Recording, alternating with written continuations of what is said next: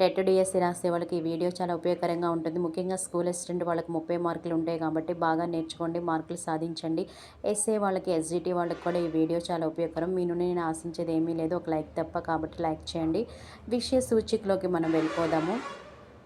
ప్రత్యక్ష దైవాల ఇతిహాసము, తల్లిదండ్రుల సేవ, ఎర్రన, బతుకు గంప కథానిక, కుటుంబ విలువలు, మూలింటి చంద్రకళ, శతక మధుర్యం శతకం, నైతిక విలువలు, వివిధ శతకవులు, ఉపన్యాస కళ వ్యాసము, జీవన నైపుణ్యము, వాసిరెడ్డి సీతాదేవి, జలియన వాలబ ఖండకావ్యము, దేశభక్తి, ఉమర్ ఆలిషా, ప్రకృతి సందేశము, గేయము, ప్రకృతి వర్ణ, వైసీవి రెడ్డి, చేజారిన బాల్యము, వ్యాసము, వ్యక్తిత్వ వికాసము, శీలా వీర్రాజు, జీవని కథ, ప్రత్యేక అవసరాల పిల్ల చేయూత, వి చంద్రశేఖరరావు, రాజధర్మము, ప్రబంధము, నాయకత్వము లక్షణాలు, శ్రీకృష్ణదేవరాయలు, కన్యాశుల్కం నాటకం, ఆధునిక విద్య ఆవశ్యకత, గురజాడ అప్పారావు, యుద్ధ విజేత వచన కవిత, శాంతి ఆవశ్యకత, నేతల ప్రతాప్ కుమార్, సూక్తి సుధా, సాహితీయ వ్యాసం, ఉత్తమ మానవ గుణాలు, ఎస్ గంగప్ప.